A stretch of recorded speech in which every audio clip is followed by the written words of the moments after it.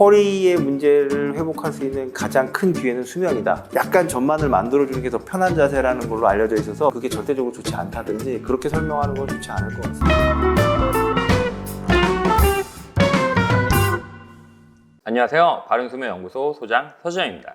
오늘도 지난 시간에 이어 대한신경손상학회 이사이자 강서힘찬병원 신경외과 전문의이신 윤상훈 교수님을 모시고 바른수면 인터뷰를 진행할 텐데요. 교수님 안녕하세요. 안녕하세요.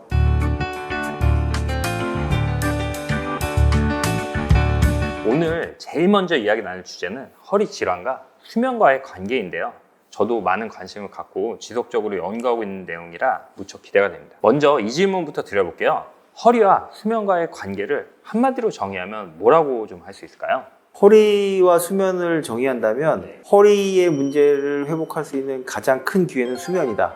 이렇게 얘기해 볼 수는 있을 것 같습니다. 허리는 체중 부하를 담당하는 데라 유일하게 쉴 수 있는 시간이 누웠을 때거든요. 그리고 우리가 이제 가장 누워서 생활을 자연스럽게 할 수 있는 시간은 바로 수면 시간이고요. 그래서 수면을 통해서 허리가 회복할 수 있는 상황을 가장 자연스럽게 만들어줄 수 있는 거라 수면 시간은 허리가 회복할 수 있는 거의 유일무이한 시간이다. 이렇게 말해도 크게 틀리지 않을 것 같습니다. 그러면 누워서 잘 때 이렇게 엎드려 자는 사람도 있고 옆으로 자는 사람도 있고 하늘을 보고 자는 자세도 있잖아요. 이게 좀 피해야 되는 자세가 있을까요? 애기들은 엎드려서 재우는 경우도 많이 있는데 엎드려 많이 자는 것 같아요. 네, 그리고 그건 뭐 물론 애기들이 말을 잘 못하기 때문에 아무 소리가 없어서 그렇게 착각할 수도 있긴 하지만 비교적 순응하고 잘 잘 수 있거든요. 근데 상대적으로 엎드려서 자는 걸 성인들은 잘 못하는 경우가 많이 있거든요. 불편해요. 저는 이렇게 못 자겠더라고요. 그 사람들의 유연성이나 또는 그 가지고 있는 상태에 따라 많이 달라지는 것 같고 성인이나 또는 중장년 이후의 분들을 보고 엎드려서 주무시라고 권하는 건 상당히 그게 어려운 경우가 많습니다. 통상은 이렇게 바로 누워서 자는 상황에서 편안감을 느낄 수 있는 자세면 무엇이든 좋은데요. 허리 통증이나 다리 통증을 느끼는 분들은 허리에 뭘 살짝 괴거나 또는 다리 밑에 무엇을 괴서 정렬을 좀 바꿔주면 그게 본인에게 굉장히 편안함을 줄 수 있거든요. 정해져 있는 정답이 있다고 이해하시는 것보다는 그런 것들을 조금씩 해보시면서 나한테 가장 편안하고 자고 나서도 편한 그런 정렬을 만들어주도록 조금씩 바꿔보시는 게 가장 적당할 것 같습니다. 그럼 뭐 예를 들면 나는 불편한데 이게 좋다고 해서 계속 고집하는 건 또 미련한 일일 수 있겠네요. 저는 그런 방법을 별로 추천하지 않습니다. 나랑 다른 사람은 키도 다르고 몸의 체형도 다르고 몸 상태도 다 다르기 때문에 정해진 정답에 의해서 내가 좋아질 수 있다는 대답을 하기는 것은 부적절한 경우가 더 많은 것 같고요. 내가 편한 자세가 되게 중요한 포인트네요. 그럼 잘못된 수면 자세로 인해서 허리 질환이 발생할 수 있나요? 물론 가능할 것 같습니다. 왜냐하면 누워있을 때도 자세가 존재하기 때문에 그 자세가 어떠냐에 따라 그 허리에 갖고 있는 문제들이 더 유발되거나 또는 조금 더 완화되거나 할 수 있는 상황들은 존재하거든요. 많이 보는 경우가 디스크가 심해서 한쪽 다리가 많이 아픈 환자들이 그쪽 측면으로 누웠을 때 증상이 그 더 조장되는 경우를 보는 경우가 가끔 있거든요. 그거는 그 신경을 누르는 상황이 제 목에 뭔가 이렇게 딱 닿고 있는데 제가 여기서 자세를 이렇게 바꾸면 그럼 여기서 눌리는 상황이 풀어지잖아요. 제가 자세를 모르고 이렇게 하면 오히려 더 눌리는 상황이 되잖아요. 그러니까 자세에 따라서 어떤 압박이나 문제가 더 조장되거나 유발되는 상황으로 나타날 수 있기 때문에 그건 누워있는 상태에서도 존재할 수 있거든요. 그래서 나쁜 자세와 좋은 자세가 환자마다의 어떤 문제에 따라 존재할 수 있는 것 같습니다. 허리가 아프다고 허리 밑에 이렇게 베개 같은 걸 두고 주무시는 경우도 있잖아요. 이런 수면 자세가 허리 통증에 실제로 좀 도움이 될까요? 그런 경우에 도움되는 분들도 있습니다. 왜냐하면 허리 정렬을 자체를 그 베개로 맞춰주는 거거든요. 누우면 허리 정렬은 원래 이렇게 배 쪽으로 휘어있는 우리가 이제 전만이라고 하는데요. 이쪽이 앞쪽이면 앞쪽으로 이렇게 휜 모양을 가지고 정상적인 커브를 갖고 있는 게 그 허리의 부담이 가장 적고 그 허리의 체중 부하를 가장 이상적으로 분산시키는 자세인데 그 누우면 앞쪽으로 분산시킬 수 없거든요. 오히려 뒤쪽으로 떨어지기 때문에 베개나 무언가를 깔아서 전만을 만들어주는 자세를 만들어주는 거죠. 그래서 그렇게 만들어줬을 때 더 편하게 느끼실 수 있는 거고요. 약간 전만을 만들어주는 게 더 편한 자세라는 걸로 알려져 있어서 그래서 베개를 깔아주거나 뭘 깔아주는 게 더 좋다. 이런 설명들을 하는 분들이 많은 것 같습니다. 이제 어떤 허리 베개나 다리 베개 이런 걸 샀을 때 나랑 안 맞으면 반품을 하고 싶어서 글을 많이 쓰잖아요. 그러면 대부분 업체에서 명현현상이다. 이거를 이제 어떻게 보면 맞춰가는 과정이다. 이렇게 설명을 많이 하거든요. 그게 실제로 뭐 1, 2주 이 정도는 걸릴 수가 있는데 그 시간이 지나도 계속 불편하면 그냥 나랑 안 맞는 거라고 생각하고 또 다른 방법을 찾아보는 게 더 현명할 수 있겠네요. 하나 첨언을 드리면 절대적인 정답은 없다고 이해하시는 게 좀 더 안전할 것 같습니다. 그러면 허리가 아프신 분들은 어떤 매트리스를 사용하는 게 좀 좋을까요? 이 사실은 저도 수술을 하는 척추 전문가로서 퇴원하는 환자들한테 많이 듣는 질문 중에 하나가 매트리스 뭐 써야 되나요? 어디서 자야 되나요? 뭐 이런 거 많이 물어보세요. 사실 연구가 많이 안 돼 있습니다. 저희가 그쪽에 관심이 많아서 우리 소장님하고 같이 그런 연구들을 좀 해보고 어느 정도 지금 이제 계속 연구들을 진행해 보니까 확실한 거는 어떤 특정 질환에서 조금 더 매트리스 때문에 질환의 불편감을 좀 더 호소할 수 있는 그런 상황은 존재한다는 거는 확인이 됐고요. 그래서 이제 거기에서 좀 더 규모를 키워서 계속 그런지 그때 어떤 해결책을 제시하는 게 좋은지를 좀 찾는 중인데요. 명확한 거는 딱딱한 매트리스가 더 도움이 되는 분들도 있고 아주 폭신폭신하고 말랑말랑한 매트리스가 절대적으로도 도움이 되는 분들도 있더라. 그리고 두 환자들의 질환적인 유형은 좀 다르더라. 그런 정도의 방향성을 잡고 있습니다. 역시 이것도 정답과 같이 이 매트리스가 좋습니다. 이거는 존재하지 않네요. 그리고 또 허리 건강을 위해서 일부러 흑침대나 돌침대를 쓰시는 분도 많이 있잖아요. 돌침대나 흑침대는 척추 건강에 있어서 크게 도움이 되나요? 흑침대나 돌침대를 쓰는 분들 중에 자체의 딱딱함을 굉장히 선호하는 분들도 있고 거기서 나오는 온열 효과를 굉장히 선호하는 분들도 있더라고요. 뜨끈뜨끈하게 지지는 느낌. 그래서 사실은 어떤 측면이 그 사람한테 도움이 되는가를 이해하는 것도 중요할 것 같긴 하고요. 그리고 아까 말씀드렸지만 질환 유형이나 그 사람의 기본 성향에 따라 딱딱한 걸로 이렇게 완전히 잘 지지해 주는 게 더 편안하다고 느끼시는 분들도 있는 반면에 굉장히 부드럽고 골고루 분산시켜서 맞춤형으로 이렇게 지지해 주는 걸 더 선호하거나 그게 더 편안하다고 느끼는 환자들도 있다는 걸 저희가 연구에서 많이 확인하고 있거든요. 그래서 무조건적으로 돌침대나 흑침대가 좋다든지 또는 그게 절대적으로 좋지 않다든지 그렇게 설명하는 건 좋지 않을 것 같습니다. 그래서 환자 입장에서는 다양한 매트리스를 좀 체험해보고 나한테 맞는 걸 역시 찾아가는 그런 과정이 굉장히 또 중요하겠네요.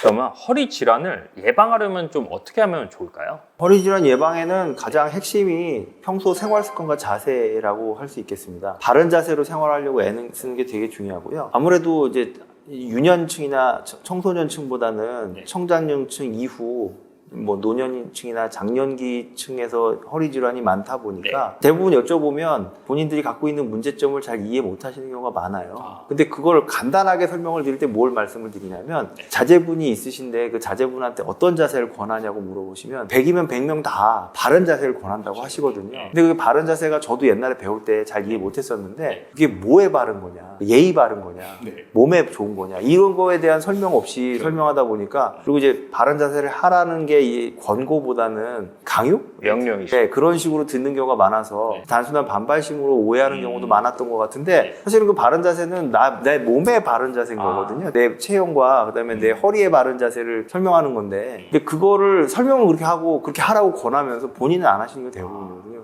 저도 사실은 지금 방송하면서 자세가 흐트러졌다가 바로 됐다 이렇게 왔다 갔다 하잖아요. 마찬가지로 바른 자세를 권하는 분들도 대부분 권하기만 하지 본인은 안 하시는 경우가 거의 대부분입니다. 그래서 본인이 권하고 본인이 머릿속으로 알고 있는 그 자세대로 하시면 거의 정답이거든요. 그럼 허리 질환을 예방하거나 통증을 완화하는 데 도움이 되는 음식이나 식이요법 이런 것도 있을까요? 아주 명확하게 딱 이거면 된다는 건 없는 것 같은데요. 전 시간에도 좀 설명을 드렸지만 체중이 많이 나가면 허리에 부담을 줄 가능성은 매우 높거든요. 비만하고 관련 있는 그런 음식이나 이런 것들은 좀 피하는 게 안전할 가능성이 많고요. 뭐 술같이 이렇게 장시간 앉아서 먹어야 되거나 하는 것들도 허리에 좋은 영향을 주기는 어려울 것 같아서 그런 것들은 좀 피하는 게 어떤가 싶습니다. 그 외에는 뭐 여러 가지 건강기능 식품들이 개발은 되고 있는 걸로 알고 있는데 일목요연하게 하나로 다 설명하기는 좀 어려울 것 같습니다. 그럼 허리 질환의 재발을 막으려면 어떻게 관리를 좀 해야 되나요? 대부분 그러니까 같은 연령대에서 허리 질환이 생긴 사람보다는 그렇지 않은 사람들이 더 많거든요. 확률적으로.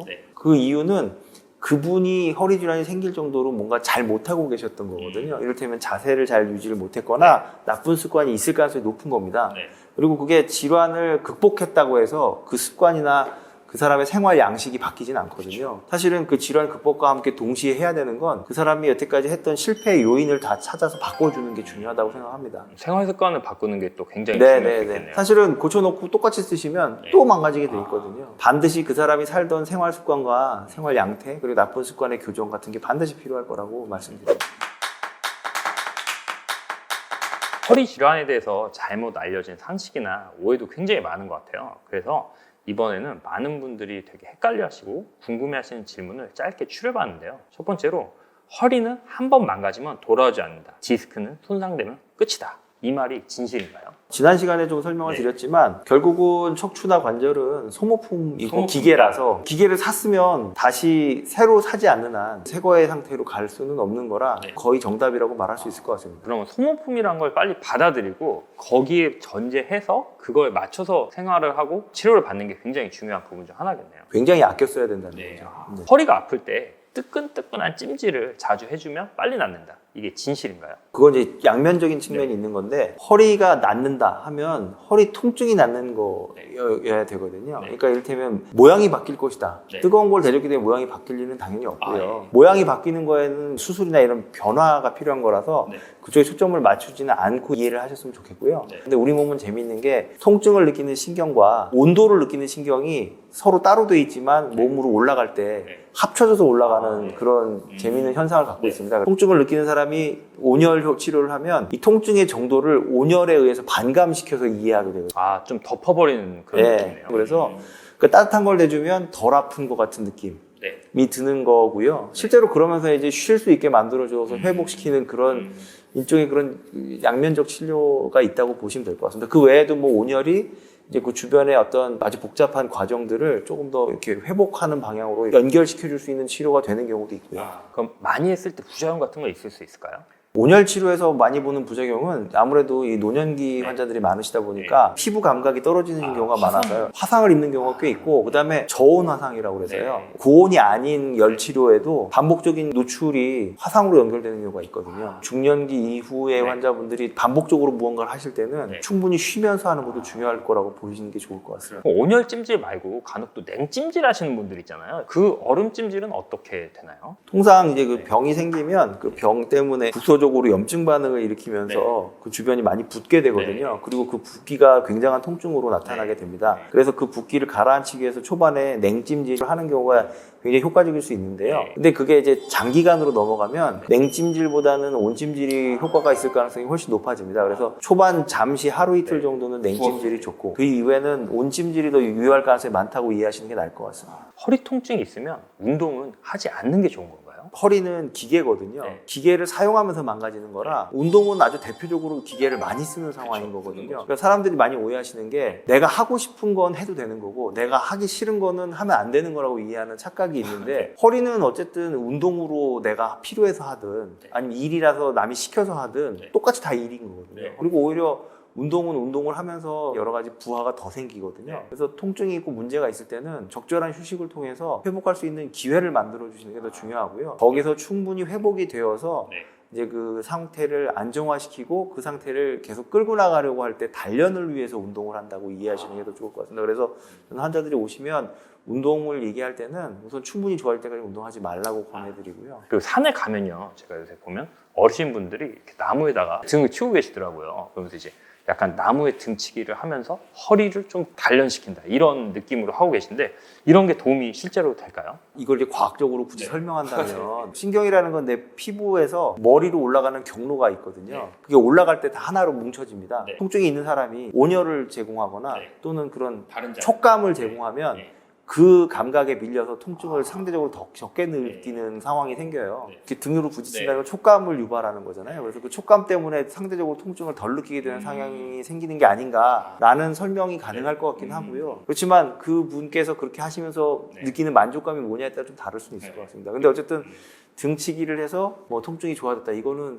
오히려 좀 위험한 상황이 더 걱정됩니다. 하이힐이나 굽이 높은 거를 신는 경우도 많이 있잖아요. 허리 건강을 위해서는 굽이 좀 낮고 평평한 플랫 슈즈 같은 걸 신는 게 더 도움이 될까요? 네, 그렇습니다. 왜냐하면 이게 플랫 슈즈를 신는 분들은 일반적인 체형으로 쓸 수 있다면 힐을 신으면서 몸 중심이 앞으로 쏠리게 되거든요. 그래서 다리가 앞으로 약간 쏠리면서 그걸 보상하기 위해서 무릎 뒤쪽이 뒤쪽으로 꺾고 그다음에 다시 골반 쪽에서 앞으로 꺾고 다시 귀 뒤 꺾고 하는 이런 구부러짐 현상이 자꾸 생기거든요. 그래서 전체적으로 그 정렬의 개념이 흐트러지게 됩니다. 그래서 힐을 신는 것이 발 자체에도 무리를 많이 주지만 전체적인 허리와 다른 관절의 정렬에도 다 영향을 줄 수 있기 때문에 기본적으로 그 평탄한 신발을 신는 것이 정렬에는 굉장히 큰 도움이 되고요. 허리 질환이 있는 분들한테는 더더군다나 큰 영향을 줄 수 있어요. 그리고 요새는 이제 체형 교정 이런 클래스가 되게 많잖아요. 특히 여성분 같은 경우에 필라테스나 요가 이런 걸 통해서 척추 라인을 교정한다. 이런 굉장히 클래스가 많은데 그런 건 좀 어떻게 보시는지요? 도수 치료 네. 또는 뭐 체형 교정 이런 얘기들이 굉장히 유행도 하고 많이 하고 계시는데 제가 하나 부탁드리고 싶은 건 좋은 치료일 가능성이 많습니다. 많기는. 근데 문제는 본인하고 맞는지는 따져볼 필요가 있는 것 같아요. 왜냐하면 굉장히 아름다운 여성분들도 엑스레이를 찍어보면 허리에 이렇게 그 측만증이라고 하죠. 그런 게 굉장히 심한 분들도 꽤 있거든요. 근데 그런 분들이 강제로 도수 치료를 한다고 이렇게 균형 같은 거를 잘 모르는 채로 막 억지로 맞추면서 굉장히 통증이 심해지는 분들도 있고요. 어떤 목표를 맞춰서 사람을 거기다 맞추는 작업이 굉장히 위험한 경우가 생길 수 있거든요. 그래서 이제 절대적으로 이것이 선이고 거기에 맞춰야 된다는 설명보다는 나한테 가장 적절한 게 뭔지를 하나하나 찾아가는 방향으로 이렇게 접근하시면 그런 치료들이 기본적으로는 굉장히 선량한 목적을 갖고 있으니까 이렇게 맞춰 나가는 작업을 꼭 하셨으면 하는 제안을 드려요. 저는 이제 정형외과나 이런 데 가면 엑스레이 찍으면 항상 이제 척추가 좀 삐뚤어져 있다. 그래서 이렇게 교정을 해야 된다 이런 말씀 많이 하시더라고요. 그래서 저도 그걸 지키려고 되게 노력을 많이 하는데 현대인들은 이렇게 척추 라인이 좀 올곧지 않게 그런 경우도 굉장히 많다고 볼 수가 있나요? 근데 많다기보다는 그런 사람들이 있을 거고요. 의외로 굉장히 예쁜 자세로 또 잘 생활하는 분들도 많이 있어요. 근데 이제 확실한 거는 그런 분이 주로 건강하게 지낼 가능성이 많은 거죠. 그런 부분을 잘 하려고 애를 쓸 필요는 있고요. 그러니까 아기 때부터 그런 훈련을 통해서 계속 바른 자세를 유지하려고 애쓰는 게 가장 이상적인데요. 이미 그런 시점이 30대 중반이거나 50대에 관심을 가졌을 수도 있고요. 그러면 이미 그분은 정렬이 흐트러져 있을 수 있거든요. 그럼 그 사람을 아주 이상적인 자세로 맞추는 작업 자체가 더 어려운 상황일 수 있거든요. 그래서 그 사람에 맞는 정도의 어떤 교정, 그 사람에 맞는 정도의 변화를 유도하는 게 더 좋을 거라고 생각합니다. 허리 질환에 대해서 저희가 잘못 알고 있던 것들이 생각보다 많았는데요. 모든 신체 부위가 중요하지만 우리 몸 한가운데 있는 허리를 더욱 잘 관리하고 지켜야겠다는 생각이 들었습니다. 교수님 오늘 흥미롭고 유익한 이야기 전해주셔서 정말 감사드리고요. 저는 다음에 더 유익하고 재밌는 수면 정보로 다시 찾아뵙겠습니다.